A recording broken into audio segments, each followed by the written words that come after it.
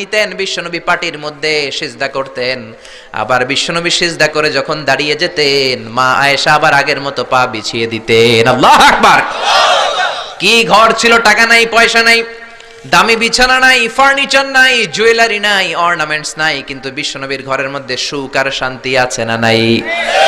সুখ আর সুখ। ফজরের নামাজ পড়ে এসে নিজেই মা আয়েশার সাথে রান্না করতে বসে যেতেন, নিজের তলোয়ার বের করে পেঁয়াজ কাটা শুরু করতেন বিশ্বনবী। আল্লাহু আকবার।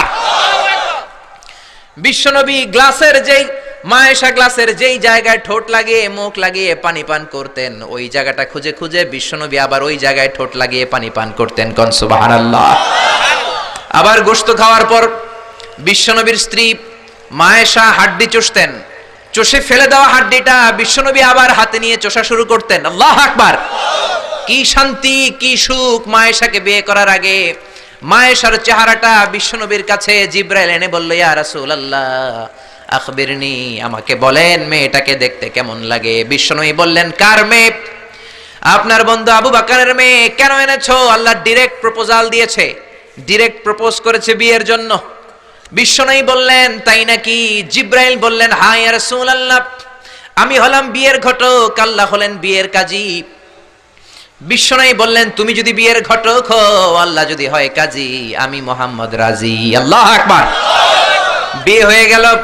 ঘরে দামি কিছু নাই, ফার্নিচার নাই, টাকা পয়সা নাই, কিন্তু বিশ্বনবীর ঘরের মধ্যে সুখ আছে না নাই?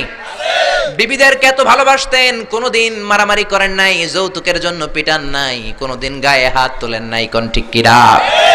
এক একজনকে বিশ্বনবী প্রাণ ভরে ভালোবাসতেন। বিবিরাও বিশ্বনবীর কাছে আবদার করতেন, নানা ধরনের আবদার। বিশ্বনবী সেগুলো পূরণের চেষ্টা করতেন। আবার মাঝে মাঝে রাত্রিবেলা মা আয়েশার সাথে দৌড়াদৌড়ির প্রতিযোগিতা করতেন। কোন সুবহানাল্লাহ। সহিহ হাদিস, মা আয়েশা তখন চিকন ছিল।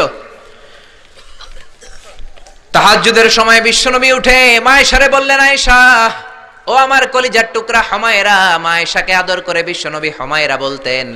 হুমায়রা মানে যেই মহিলা রেগে গেলে, খুশি হয়ে গেলে, রাগের চোটে, খুশির চোটে দুইটা গাল আনার ফলের মতো টকটকে লাল হয়ে যায়। কোন সুবহানাল্লাহ।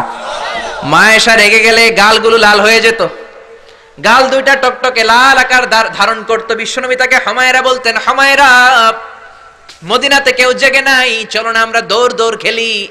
মা আয়েশা মহা খুশি, কারণ সব বিবিরাই চায় স্বামীরা একটু রোমান্টিক হোক। কোন ঠিক কিনা? সব বিবিরাই চাক স্বামী আমার দিকে স্পেশাল নজর দেখ। সব বিবিরা চায় স্বামী আমাকে নিয়ে পারলে একটু রেস্টুরেন্টে ঘুরতে যাক, স্বামীরা পারলে আমারে একটু বেড়াতে নিয়ে যাক। এরকম আবদার বিবিদের কাছে আছে না নাই?